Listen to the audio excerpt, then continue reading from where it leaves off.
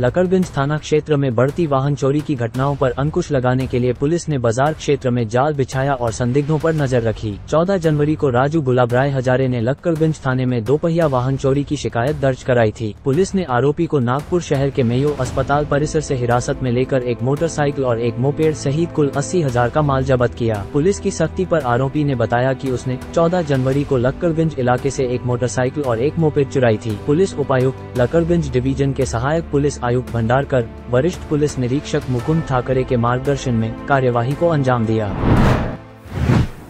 Lakadganj police station हद्दीमध्ये 14 जानेवारी रोजी फिर्यादी राजू हजारे म्हणून आहेत, त्यांची दुचाकी वाहन चोरीला गेलं होतं। त्या अनुषंगाने 14 जानेवारी रोजी लकड़गंज पोलीस स्टेशनला वाहन चोरीचा गुन्हा दाखल आहे। लकड़गंज पोलीस स्टेशनच्या हद्दीमध्ये आमचे तपास पथकाचे सहाय्यक पोलीस उपनिरीक्षक राजेंद्र काळे आणि पथकाने त्यांना मिळालेल्या गुप्त माहितीद्वारे बाजार परिसरामध्ये सापळा रचून सदर वाहन चोरीचा आरोपी सुनील राहगंडाले म्हणून आहे त्याला ताब्यात घेतलेला आहे। त्याच्याकडून दाखल गुन्ह्यातील वाहन हस्तगत केलेलं आहे। तर सदरचा जो आरोपी आहे तो रेकॉर्डवरील वाहन चोर आहे आणि त्याच्याकडून आणखीन 4 गुन्हे वाहन चोरीचे उघडकीला आणलेले आणि असा एकूण 4 वाहने म्हणजे 80,000चा मुद्देमाल सदर आरोपीकडून जप्त करण्यात आलेला आहे। लेटेस्ट अपडेट्स के लिए पावर ऑफ वन न्यूज को फॉलो कीजिए।